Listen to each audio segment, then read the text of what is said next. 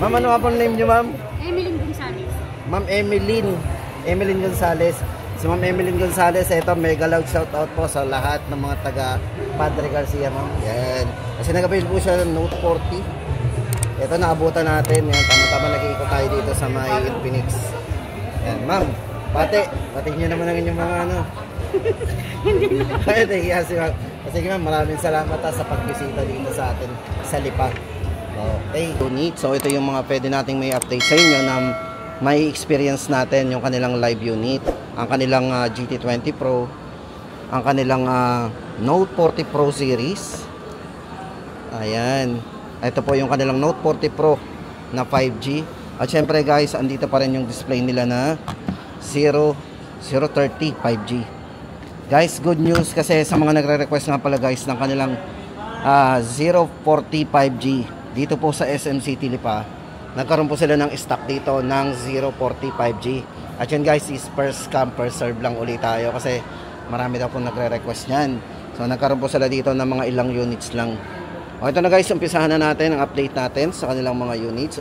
Unahin na natin ang kanilang Hot 50 Pro Plus.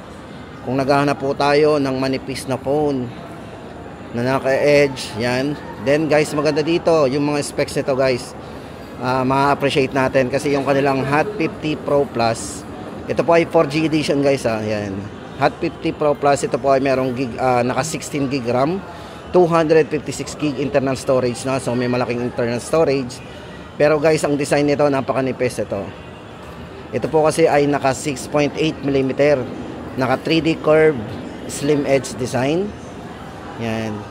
Then pagdating naman po sa kanyang camera, yan po naka-formation ng camera niyan, ang naka-formation, pantay-pantay. Then guys, ito naka Helio G100 para sa kanyang chipset o yung processor. Then sa charging, naka 33 watts na yan. Fast charge with 5000 mAh battery. O ito guys, para sa ating latest update po sa kanilang Hot 50 Pro Plus 8,699. Tapos guys, pa-check na lang po sa screen kasi lalagyan din natin ng mga specification yan para makita po natin.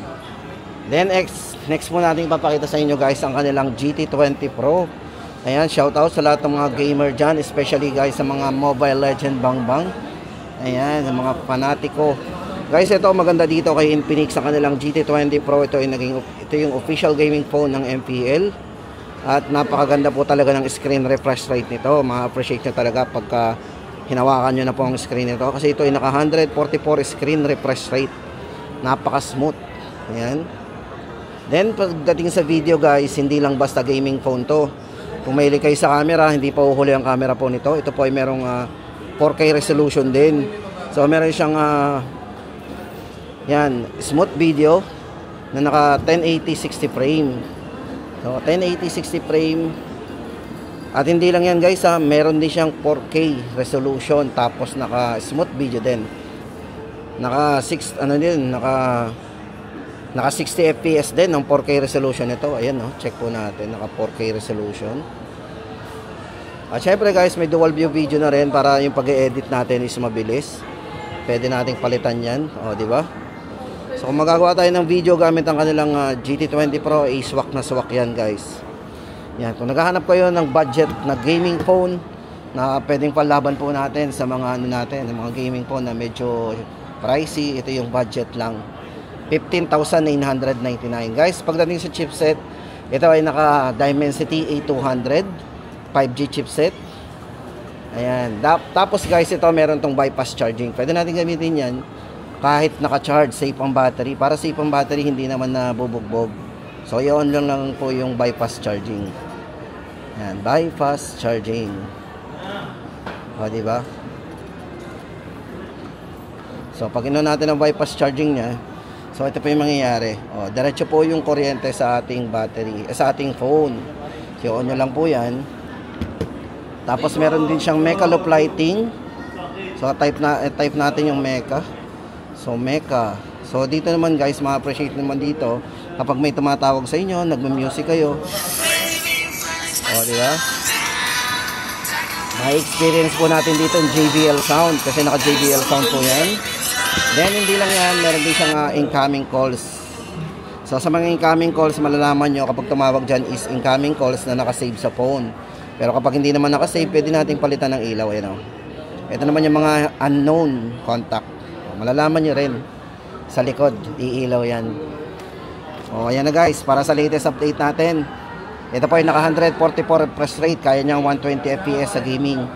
At may malinaw na camera, 15,999. Yan, GT20 Pro. Tandaan po natin, may tatlong colors po yan. Silver, yan, hawak po ng ating model. Ang kanilang orange, pero black po ang body niya. Orange lang po yung guhit. Then blue. Tapos guys, ito naman ang kanilang Note 40 Pro. Yan, Note 40 Pro Plus 5G. Yan, ito pong hawak natin. Ito po may mga ibang colors po ito. Meron din po itong mga limited edition na BMW. Meron din po yung kulay green na leather ang likod. Guys, sa maganda dito sa kanilang Note 40 Pro, ito po ay syempre naka 5G yan. 256 internal storage. Meron siyang 24 maximum RAM. Then meron siyang wireless charging capability. So pwede siyang mag-charge kahit gamit ang ating wireless mga power bank o syempre, at maganda po sa kanya, ito yung wireless charging capable at pwede po siyang mag-share ng battery sa mga wireless phone capable. O di ba? Kung meron kang cellphone na ibang brand na gumagana sa wireless, pwede po siyang mag-share ng battery. Kung wala pong battery o walang charger, walang power bank na dala yung ating mga user na mga wireless capable na phone. So pwede po silang manghingi dito kaya i-on lang po yung bypass charging, makikita nyo po dyan yung reverse wireless. Pag naka-on po yung reverse, pwede na po silang makitap dyan sa likod. Any brand na pwedeng gumana sa wireless charging, magbibigay po yan ng battery. At hindi lang yan guys, pagdating sa main camera nito, ito meron 108 megapixel na rin po na camera. Napakalinaw. At meron ding smooth video. So napaka-smooth ng video niyan. Meron rin na siyang 1080 60 fps pagdating sa video stabilize. Yan po ang ating Note 40 Pro Plus 5G. Presyo po nito ay 13,999. Tapos guys, sa mga naghahanap po pala ng 4G edition yan, wala na pong lumabas ng 4G ng Note 40 Pro. Pero ang good news naman, may naglabas po si Infinix ng Note 40S. So ito guys yung Note 40S, 10,000. Ito yung 4G. Yan, naka-curve din yan. Tapos may wireless charging capable. At ito, naka 33 watts all-round fast charging. At meron na ring 108 megapixel. So guys, kung gusto natin ng 4G na naka-curve, yan, 9,999. Ito po yung pumalit do sa Note 40 Pro 4G. Yan po, naka JBL sound na rin yan. O, yan na guys, naghahanap po kayo ng 4G ng Note 40 Pro. Ito na po yung pumalit, Note 40S. Yan po yung pwede natin pampalit doon. Tapos guys, ito naman ang kanilang 030. O, ito, kumustahin natin ang 030. Ito po ang last price po nito. Yung 5G po nito na merong 21 gig maximum RAM. 256 po ay 12,999 na lang. O, ito po ay merong 144 refresh rate din. Napaka-smooth din to. Naka 4K din yan. Pagdating sa camera niya, video resolution. So, meron siyang 4K pagdating sa front camera. Kaya tama-tama ito sa mga mahilig mag-camera. Diba? O, sa video, yan, gamit yung front video natin is napakalinaw kasi ito merong 50 na naka 60 fps, naka 4K resolution po yan. O, diba? Yung kanyang camera sa front. Ayan. Smooth video din. So ito yung kanilang 030 5G. Guys, para sa presyo po nito 12,999. Tapos guys, ito ang good news. Naglabas na po si Infinix ng bago nila na 040. Yung pong inaabangan natin. Ito guys, pakita ko sa inyo. O ito na guys, so, sa mga nagre-request po ng 040 5G, available na po yan dito kay Infinix SMC Tilipa.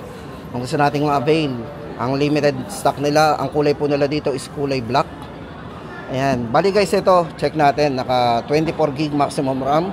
Mas tumas na po ang internal niya ngayon, 512 gig. Tapos guys, front and rear camera nito is naka front and rear camera naka 4K resolution. Ayan Pro Stable Video Capabilities. O, di ba? Tapos ito, check po natin yung mga specification nito dito sa likod. Basahin natin. Yan. Naka 3D curve, 144 po yung refresh rate nito para sa kanyang AMOLED display. Napakataas. Tapos ang processor na ginamit dito is naka Dimensity 8200 Ultimate 5G processor. At upgradable po ito para sa kanyang yung sa Android nito, yung operating system hanggang Android 16. At yung camera nga po, yan nga po ay mayroong 108 megapixel po para sa main camera. At meron siyang 50 megapixel para sa ultra wide lens camera. With 45 watts fast charging na po ang kanilang 040 5G. Guys, abangan po natin. Abangan po natin guys yung mga iba pang ano nito. Ayan. O ayan na guys. Visit na po tayo sa mga gustong mag-avail po ng kanilang 040 5G. Ayan. Limited lang po yan. Tapos guys, punta na tayo sa mga iba pang model nila, especially pagdating sa kanilang mga entry level. Then guys, ito naman ang kanilang mga entry level o yung mga budget po na hinahanap natin sa mga naghahanap po ng budget lang dito kay Infinix. Ito po yung latest update natin guys. Ayan, unahin po muna natin yung mga latest po na below 10,000 po dito kay Infinix. Ito po yung kanilang Hot 50. Ito guys, may malaking internal storage na ito. Meron siyang 16 GB RAM. Ayan, 256 GB internal storage. So meron na rin siyang 5 years of smoothness. O, diba? Pagdating sa chipset, ang kanilang Hot 50 is naka Helio G100 processor. At naka 120 Hz na rin po yan para sa all new 800 nit bright display niya. Ito guys, para sa mga ibang specification nito guys, ito ay merong 7.7mm para sa kanyang slim design, naka premium design po yan. 120 Hz po ang refresh rate, pinuulit po natin. At pagdating sa charging capable nito is naka 18 watts fast charge na po yan. O ayan guys, naghahanap po tayo ng Hot 50 para sa latest update po natin. Ito po ay 7,199. Tapos guys, ito meron sila ditong Hot 50 Pro. Ayan. So ano bang difference guys nito sa kay Hot 50? Si Hot 50 Pro po guys, yan, unang-una ang difference po ito. Ito yung naka 33 watts fast charging. Ayan, tapos naka Helio G100 na rin para sa kanyang chipset. At mas manipis po ito, naka 7.4mm po yan para sa kanyang premium slim design. Yan, Hot 50 Pro po, ayan, naka 120 Hz na rin po yan para sa kanyang AMOLED display. So guys, ito naka AMOLED display na pala ito. So napakabibid na rin ng display ng ating Hot 50 Pro. Tandaan po natin guys, Hot 50 Pro 7,699. Tapos guys, ito naman yung mga budget naman ni Infinix, ang kanilang Hot 50i. So ito 128GB po itong hawak natin, naka 8GB RAM 128, naka 120 na rin ang kanyang 6.7 screen naka punch hole display na rin yan. Then maganda dito, kung mahilig kayo sa malakas na sounds, ito ay merong 300% volume para sa kanyang ultra volume. Dual speakers na rin. Yan, bali ito ay 8128. Meron na rin itong 48 month of fluency protection at naka 18 watts fast charging na din. Hot 50i. Yan, presyo po ng Hot 50i nila guys, ito ay 4,999. At ang kanila pong 256 GB. So guys, kung gusto natin ng 16 GB RAM, ito po 6,299 ang presyo nila dito. Ayan, kung gusto nating ma-avail guys ang ganito mga presyuhan, dito po yan kay Infinix SMC Tilipa. Tapos guys, ito naman ang kanilang Hot 40i. Baka naghahanap po tayo ng Hot 40i ni Infinix. Ito po ay merong mataas na RAM, naka 16 GB, 128. Naka 90 Hz na rin po yung screen refresh rate dito para sa kanyang punch hole screen. At naka 50 megapixel na rin po ang kanyang main camera. So medyo malinaw na rin po yun guys. At ang maganda dito sa kay Hot 40i, front camera naka 32MP na. O yan na guys, may side mounted fingerprint po pala to. At pagdating sa volume, ang Hot 40i po ay naka 200% volume. Presyo po natin sa 16 GB 128 po nito. Yan, para sa kanyang presyo guys, 16 GB 128 Hot 40i.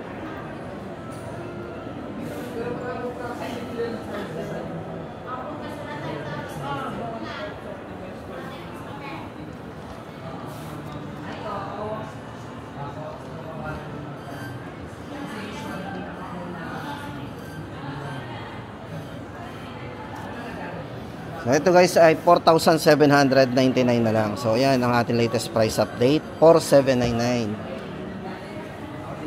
Tapos guys, ito naman ang kanilang Smart 8 Pro. Baka naghahanap po tayo ng Smart 8 series dito kay Infinix. Ang kanilang Smart 8 Pro, may mataas na RAM din, naka 16GB, 128. Yan, naka 50 megapixel na rin po para sa kanyang main camera na dual camera din. At meron po siyang 90Hz naka punch hole display. 200% volume din. So medyo malakas na rin ang volume ito.